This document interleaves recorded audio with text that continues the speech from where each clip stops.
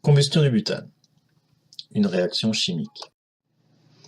D'où provient cette flamme bleue?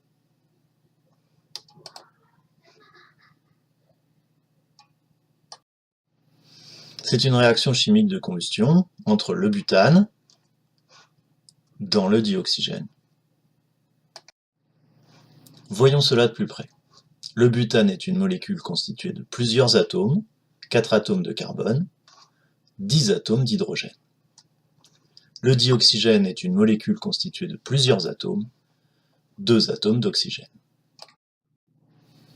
Une réaction chimique est un réarrangement des atomes de chaque molécule.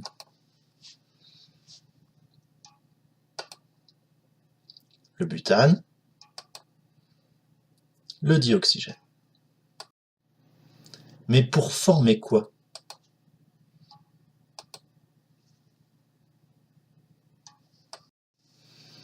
Avec les tests de mise en évidence des produits, on voit que l'eau de chaux se trouble au contact des gaz de combustion du butane.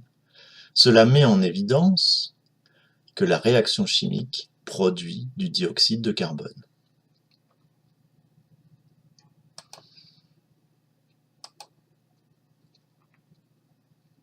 Pour chaque atome de carbone, il y a une molécule de dioxygène qui s'est réarrangée.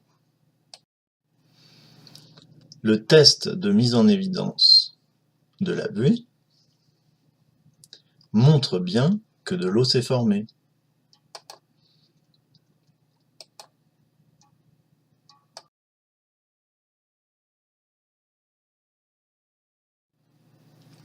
On peut aussi le montrer avec le sulfate de cuivre anhydre, blanc, qui devient hydraté, bleu, au contact des gaz de combustion du butane.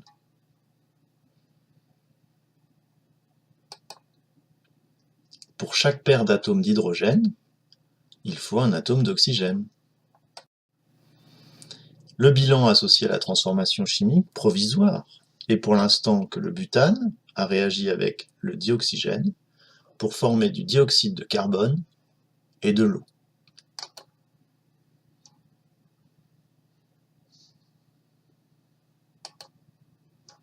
Mais comment 2 atomes d'oxygène ont pu en former 3?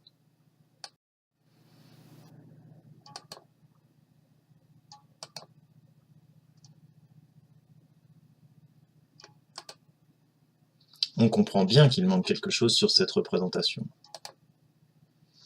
Des atomes d'oxygène doivent provenir, d'ailleurs, du dioxygène contenu dans l'air.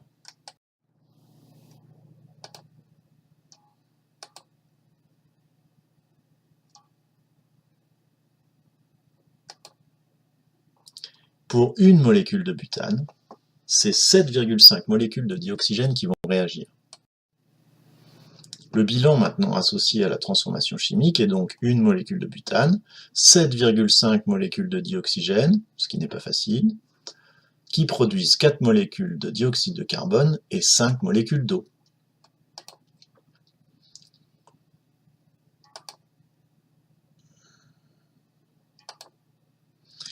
Et comme tout est proportionnel, on peut doubler les proportions de ces molécules.